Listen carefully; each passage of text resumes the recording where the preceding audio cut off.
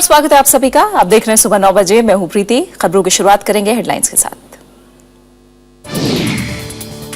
BJP की राष्ट्रीय कार्यकारिणी ने किया भूमि बिल का बचाव, कहा किसानों के हितों की रक्षा के लिए प्रतिबद्ध, प्रधानमंत्री का काला धन वापस लाने का वादा। बीती रात यमन से लौटे 664 भारतीय, अब तक 1000 से ज्यादा लोगों की वापसी, मध्य अदन से पीछे हटे विद्रोही। प्रशांत भूषण की दूसरी खुली चिट्ठी, केजरीवाल पर तानाशाही के आरोप, पार्टी छोड़ने के संकेत, बागियों की बैठक में जाने वालों पर कड़ी कार्रवाई करेगी आम आदमी पार्टी। श्रीलंका ने पकड़े 37 भारतीय मछुआरे, भारतीय तटरक्षक बल ने भी की कार्रवाई, 6 श्रीलंकाई मछुआरे गिरफ्तार।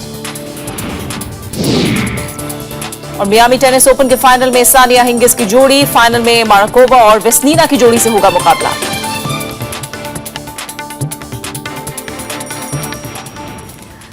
बीजेपी के समर्थन के बाद प्रधानमंत्री नरेंद्र मोदी ने भूमि कानून में संशोधनों का पुरजोर बचाव किया। बेंगलुरु की रैली में उन्होंने विपक्ष के आरोपों को झूठा बताया और किसानों के हितों की रक्षा का वादा भी किया।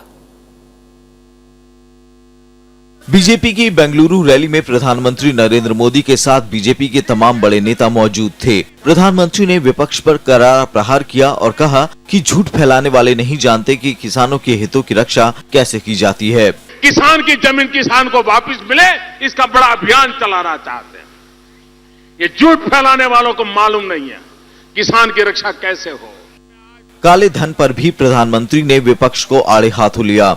उन्होंने कहा कि काला धन वापस लाने के लिए किए गए सभी वादों को पूरा किया जाएगा।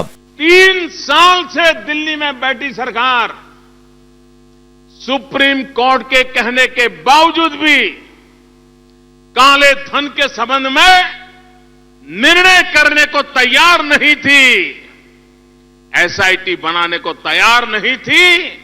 हमने आते ही पहली कैबिनेट के अंदर एसआईटी बनाने का निर्णय कर लिया और एसआईटी ने काम शुरू कर दिया। सुप्रीम कोर्ट में लगातार एसआईटी अपना रिपोर्ट दे रही है, कानूनी कार्रवाई चल रही है। प्रधानमंत्री ने अमीरों से रसोई गैस सब्सिडी छोड़ने की अपील की और कहा कि इससे गरीबों को फायदा होगा। अगर आपकी आर्थिक स्थिति ठीक है, अगर आपके जेब पर तनाव नहीं है, तो मैं देशवासियों को आग्रह करता हूं, आप भी गैस सिलेंडर की सब्सिडी छोड़ दीजिए। प्रधानमंत्री ने 10 महीने के कार्यकाल की उपलब्धियों की चर्चा भी की। उन्होंने कहा कि अगर इरादे सही हो तो फैसले भी सही ही होते हैं। प्रधानमंत्री नरेंद्र मोदी ने अपने भाषण में सरकार का रिपोर्ट कार्ड पेश किया और दावा किया कि देश विकास के रास्ते पर तेजी से चल पड़ा है। उनके इस भाषण में 2 अहम मुद्दों पर नरेंद्र मोदी की तरफ से सफाई भी दी गई और ये मुद्दे थे काला धन और किसानों से जुड़ा हुआ मुद्दा। संजय कुमार और कैमरामैन सुरेश के साथ श्याम सुंदर, राज्यसभा टीवी, बेंगलुरु। भारतीय जनता पार्टी की बेंगलुरु में जारी 2 दिवसीय कार्यकारिणी के पहले दिन भूमि अधिग्रहण कानून को लेकर खास चर्चा हुई। पार्टी ने कहा कि इस मामले पर विपक्ष की तरफ से फैलाए जा रहे भ्रम को दूर करने के लिए पार्टी व्यापक संपर्क अभियान चलाएगी। कार्यकारिणी में सरकार की विदेश नीति के 5 स्तंभों का भी ऐलान किया गया। बीजेपी की नवगठित कार्यकारिणी के बैठक के पहले दिन सरकार की उपलब्धियों पर चर्चा हुई। पार्टी अध्यक्ष अमित शाह ने कहा कि बीजेपी की नीतियों का फायदा जनता को मिला है। इसके अलावा भूमि अधिग्रहण विधेयक के मामले में भी बीजेपी ने हर हाल में आगे बढ़ने की बात कही है। हम आने वाले दिनों में चाहे बिहार हो, चाहे आने वाले 2016 में 5 प्रदेशों की चुनाव हो, सारे चुनावों की तैयारी प्रारंभ कर दिया और भारतीय जनता पार्टी लोकतंत्र में एक मजबूत पार्टी के नाते उभरने के लिए जो काम करना है वो सब कर रही है। तो इसमें भूमि अधिग्रहण नीति पर हमारा कोई भ्रमपूर्वक स्थिति नहीं। लगभग 300 सदस्यों से ज्यादा की इस कार्यकारिणी में प्रधानमंत्री नरेंद्र मोदी, वरिष्ठ नेता लालकृष्ण आडवाणी के अलावा राज्यों के मुख्यमंत्री भी शामिल हैं। कार्यकारिणी में प्रधानमंत्री नरेंद्र मोदी के विदेश दौरों की उपलब्धियों पर भी चर्चा हुई। Greater global engagement with countries of all regions, ignoring power block politics. Power block, the conventional power blocks that exist. We are working. Party ने जनाधार बढ़ाने के लिए भी विशेष संपर्क अभियान चलाने की बात कही है और मेंबरशिप ड्राइव के जरिए 10 करोड़ लोगों को जोड़ने को उपलब्धि के तौर पर पेश किया गया है। बेंगलुरु में कार्यकारिणी की बैठक को भी दक्षिण भारत में पार्टी का जनाधार बढ़ाने की कोशिश माना जा रहा है। श्याम सुंदर, राज्यसभा टीवी, बेंगलुरु। बेंगलुरु में चल रही बीजेपी की राष्ट्रीय कार्यकारिणी का आज आखिरी दिन है। बैठक का समापन प्रधानमंत्री नरेंद्र मोदी के भाषण के साथ होगा और इससे पहले कई दूसरे नेता भी राष्ट्रीय कार्यकारिणी को संबोधित करेंगे।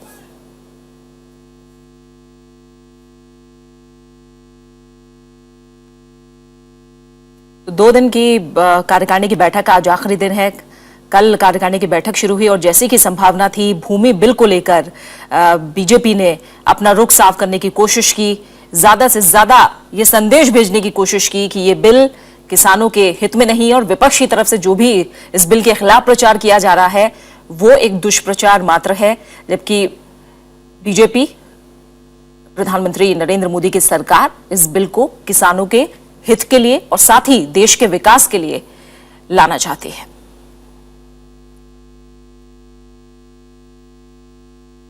आज दूसरा दिन है। प्रधानमंत्री नरेंद्र मोदी के भाषण के साथ समापन होगा। इससे पहले कई बड़े नेता हैं जो आज कार्यकारिणी को संबोधित करेंगे और हमारे संवाददाता श्याम सुंदर बेंगलुरु में मौजूद हैं, उनका रुख करते हैं। श्याम, आज के एजेंडे की बात करें, कल हमने देखा जिस तरह की संभावना थी, भूमि बिल को लेकर खास चर्चा की गई, संदेश साफ करने की कोशिश की गई। आज क्या खास रहने वाला है?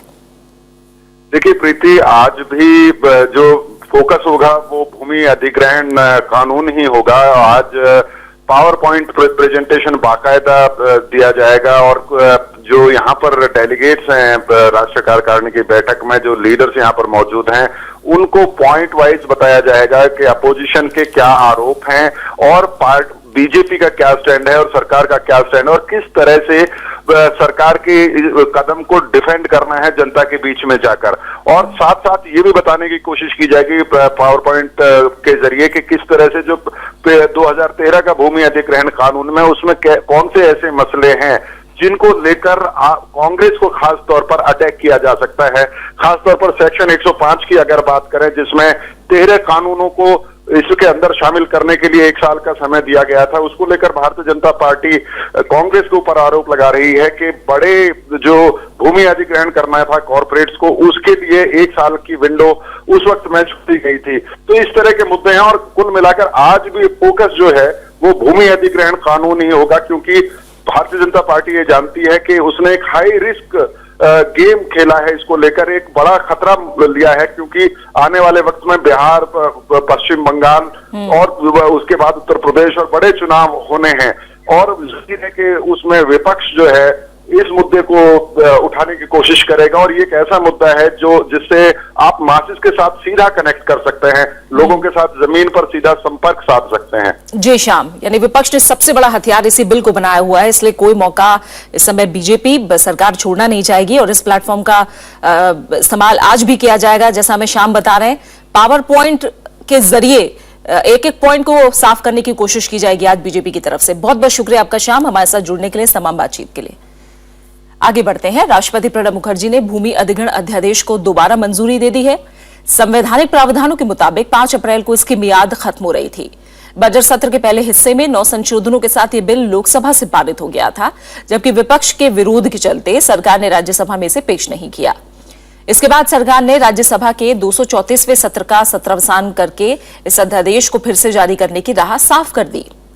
मंगलवार को प्रधानमंत्री नरेंद्र मोदी की अध्यक्षता में कैबिनेट की बैठक में अध्यादेश को फिर से मंजूरी दी गई। कांग्रेस समेत तमाम विपक्षी दल बिल का कड़ा विरोध कर रहे हैं। इस बीच कांग्रेस ने दोबारा अध्यादेश लाने के सरकार के कदम की आलोचना की है। बहुत खतरनाक है जो ऑर्डिनेंस लैंड के ऊपर है, लैंड एक्विजिशन बहुत खतरनाक है, किसान विरोधी है, जन विरोधी है,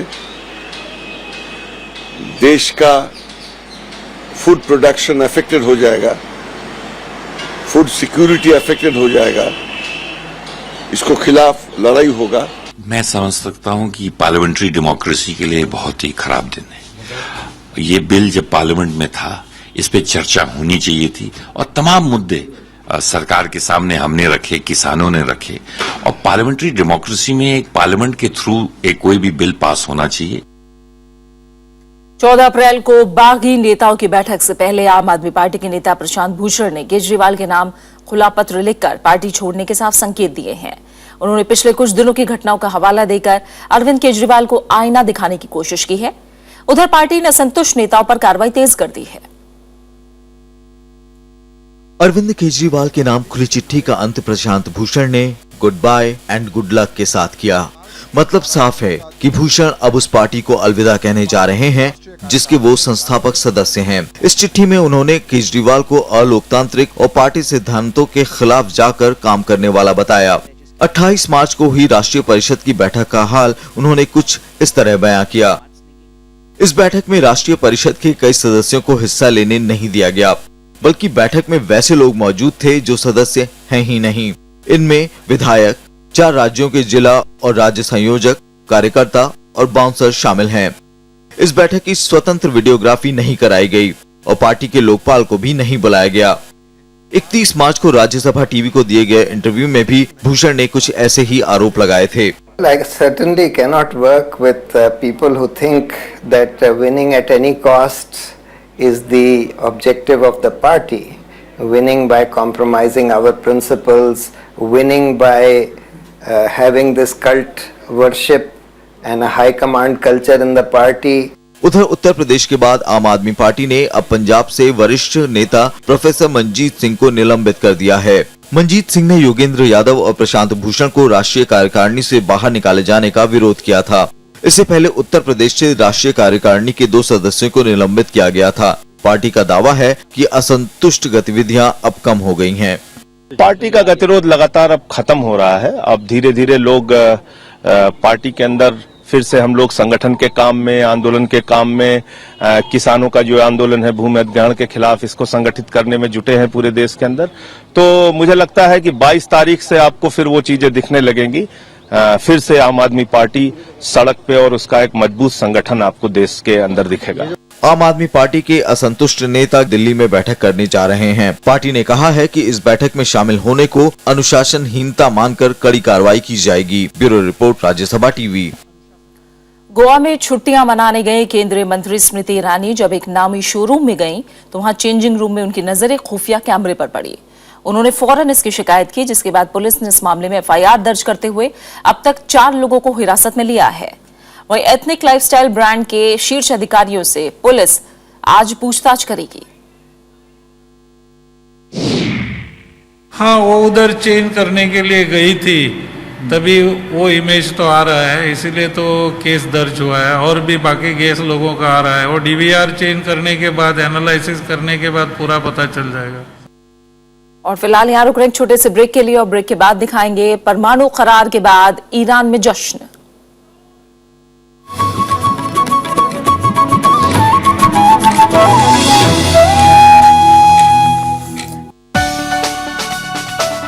एक सोच जो आवाज बनी आवाम की। अंग्रेजी माध्यम के खिलाफ मैं हमेशा बोलता हूँ, अंग्रेजी के खिलाफ कभी बोलता नहीं। अभिव्यक्ति के खतरे उठाने वाले चुनिंदा भारतीय लेखकों में खास नाम भालचंद्र नेमाड़े। जो हिंदू संस्कृति हम कहते हैं उसमें हमने कुछ फेंका नहीं आज तक, जो भी है कुछ हमने लिया ही है। और इसलिए हमारे यहाँ ये समृद्ध कबाड़ हो गया है कि इससे मार्ग निकालना हमारे लिए मुश्किल हो रहा है। मिलिए शख्सियत में मराठी साहित्य के मशहूर मारूफ लेखक भालचंद्र नेमाड़े से, सिर्फ राज्यसभा टीवी पर।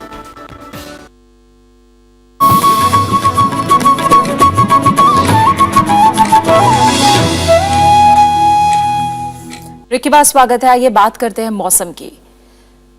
पश्चिमी विक्षोभ के सक्रिय होने से दिल्ली NCR के इलाकों में आज सुबह भी जोरदार बारिश हुई।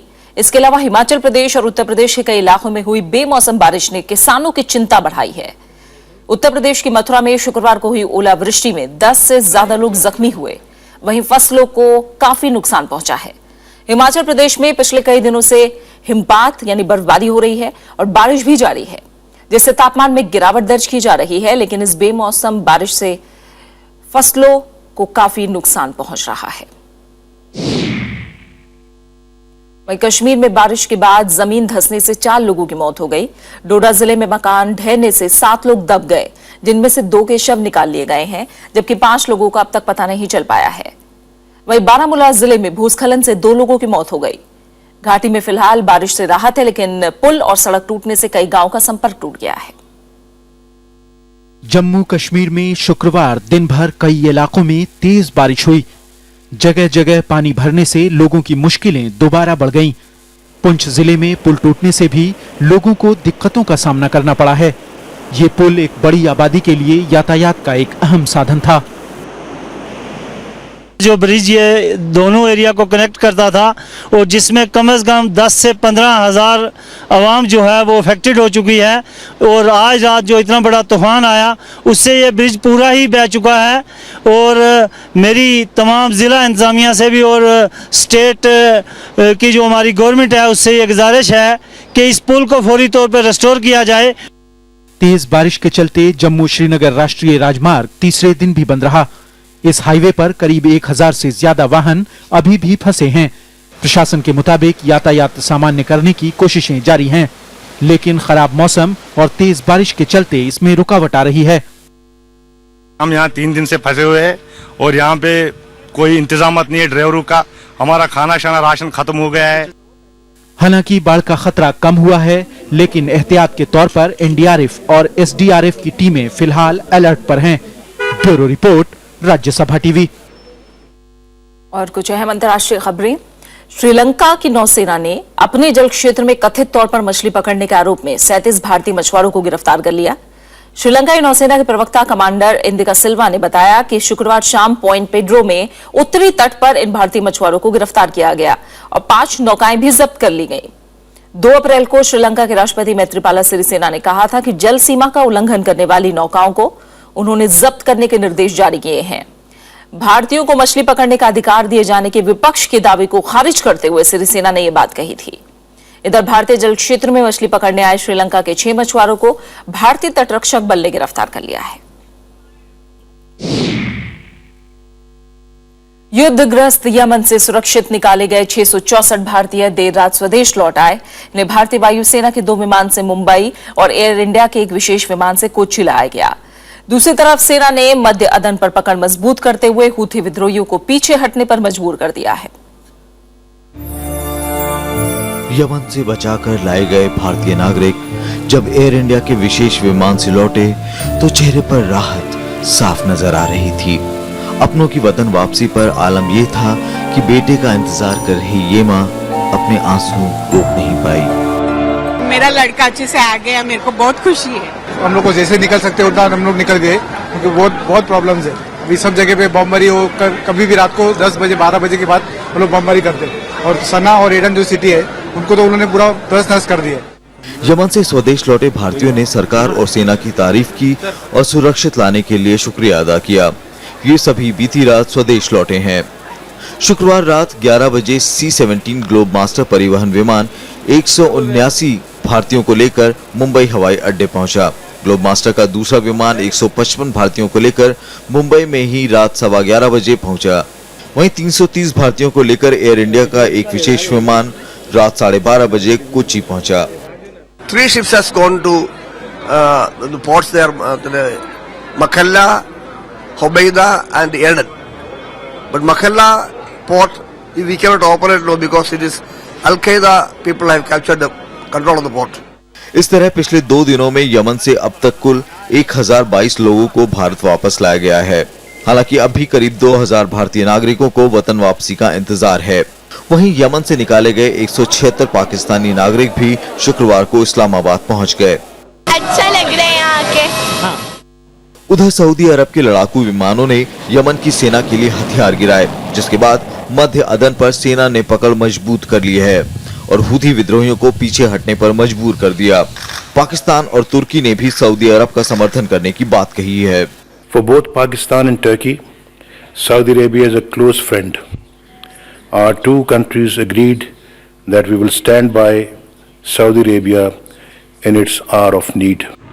सऊदी अरब की अगुवाई वाली गठबंधन सेना सऊदी अरब बेस से हवाई हमलों के लिए उड़ान भर रही है, तो राजधानी सना में यमन के पूर्व राष्ट्रपति अली अब्दुल्ला सालेह के समर्थकों ने सऊदी अरब के खिलाफ प्रदर्शन किया। Bureau report, Rajya Sabha TV. Kenya के गैरिसो यूनिवर्सिटी में हुए हमले के बाद वहां दहशत का माहौल है। गैरिसा पर हमले के बाद खुफिया एजेंसियों को मंडेरा शहर में भी हमले की धमकी मिली है, जिसे देखते हुए पुलिस ने चौकसी बढ़ा दी है। ईस्टर के मौके पर ऐसी कोई अप्रिय घटना दोबारा न हो, इसके लिए पूरे केन्या में सतर्कता बढ़ा दी गई है। इस बीच केन्याई सरकार ने हमले के मास्टरमाइंड मोहम्मद कूनो पर 1 करोड़ 33 लाख रुपए का इनाम रखा है। गैरिसा यूनिवर्सिटी में हुए खून खराबे की जिंदा तस्वीरें जो इन छात्रों और बचाव कर्मियों ने देखी, उसका खौफ अब इनके जहन में घर कर गया है। ये लोग जैसे तैसे मौत को हराने में तो कामयाब रहे, लेकिन डर इनकी हर बात में झलक रहा है और हर किसी के पास दर्द की अपनी कहानी है। I don't think I can go back because my life I was very scared. I never had across that kind of something. ऐसी कोताही दोबारा ना हो, इसलिए पूरी केन्या में सुरक्षा बढ़ा दी गई है। खासकर सोमालिया से लगे सीमावर्ती इलाकों में पुलिस और फौजी दस्ते दिन रात गश्त लगा रहे हैं। यहाँ से गुजरने वाले हर संदिग्ध पर पैनी नजर रखी जा रही है। The attacks at Garissa, we had a threat that also Mandera was in the list of terror attack, either today or any other time during this Easter holiday. गुरुवार को हुए इस हमले में 147 लोगों ने अपनी जान गंवाई थी, हालांकि 80 लोग बुरी तरह जख्मी हो गए थे। इस हमले की जिम्मेदारी सोमालिया के आतंकी संगठन अल शबाब ने ली थी। कीनिया सरकार ने हमले के मास्टरमाइंड मोहम्मद कूनो पर 1 करोड़ 33 लाख का इनाम घोषित किया है। Bureau report, Rajya Sabha TV. Pakistan सरकार ने 2013 के आम चुनाव में कथित धांधली की जांच के लिए एक न्यायिक आयोग का गठन को मंजूरी दी है। इसमें पाकिस्तान सुप्रीम कोर्ट के 3 न्यायाधीश हैं। 2013 के चुनाव में प्रधानमंत्री नवाज शरीफ की PMLN ने जीत हासिल की थी और ये जीत देश में महीनों चलने वाले राजनीतिक तनाव की वजह बनी थी। महीनों चली बातचीत के बाद सरकार और इमरान खान की तहरीक-ए-इंसाफ पार्टी के बीच 20 मार्च को समझौता हुआ, जिसके बाद राष्ट्रपति ममनून हुसैन ने आयोग के गठन के लिए अध्यादेश जारी किया। ईरान ने वादा किया है कि वो विश्व के 6 बड़े देशों के साथ हुए समझौते का पूरी तरह से पालन करेगा। इस समझौते के बाद ईरान में खुशी का माहौल है, तो वहीं इजराइल ने सतर्क रहने की सलाह दी है। परमाणु समझौते की खबर सुनते ही ईरान में जश्न का माहौल छा गया। लोगों में खुशी है कि प्रतिबंधों के हटने के बाद देश तरक्की के रास्ते पर चल पड़ेगा।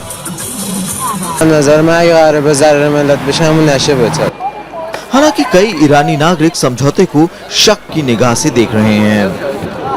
تاثیرش اینه که مثلا حالا اقدامات هسته‌ای ما یکم کمتر باید بشه در کل، ولی خب در کل به نظرم به نفع کشوره. इस बीच ईरान के राष्ट्रपति हसन रूहानी ने वादों को पूरा करने का भरोसा दिलाया है। هم تا اینجا و هم در آینده در توافق نهایی توافق ما متوازن خواهد بود. اگر طرف مقابل به وعده ها عمل کنه. परमाणु समझौते को लेकर विश्व समुदाय से मिलीजुली प्रतिक्रियाएं मिली हैं। In a few years, the deal would remove the restrictions on Iran's nuclear program, enabling Iran to have a massive enrichment capacity that it could use to produce many nuclear bombs within a matter of months. 4月2日，伊朗核问题6国与伊朗就谈判成果发表联合声明之后呢，王毅外长 इस समझौते से भारत को काफी सहूलियत होगी। Iran से कम दाम पर कच्चे तेल का आयात बढ़ सकेगा। इसके अलावा दूसरी कारोबारी गतिविधियों को भी बढ़ावा मिलेगा। फिलहाल समझौते की सफलता का पूरा दारोमदार दोनों पक्षों पर है। अगर किसी ने भी वादा खिलाफी की तो माहौल फिर से तनावपूर्ण हो सकता है। Bureau report, Rajya Sabha TV. खबर खेल की दुनिया से। भारतीय टेनिस स्टार सानिया मिर्जा और स्विट्जरलैंड की मार्टिना हिंगिस की जोड़ी मियामी ओपन महिला युगल के फाइनल में पहुंच गई है। सेमीफाइनल में टॉप सीड सानिया और हिंगिस की जोड़ी ने हंगरी की टिमियो बाबोस और फ्रांस की क्रिस्टीना म्लादेनोविच को 6-2, 6-4 से हरा दिया। फाइनल में उनका मुकाबला माकारोवा और वेस्नीना की जोड़ी से होगा।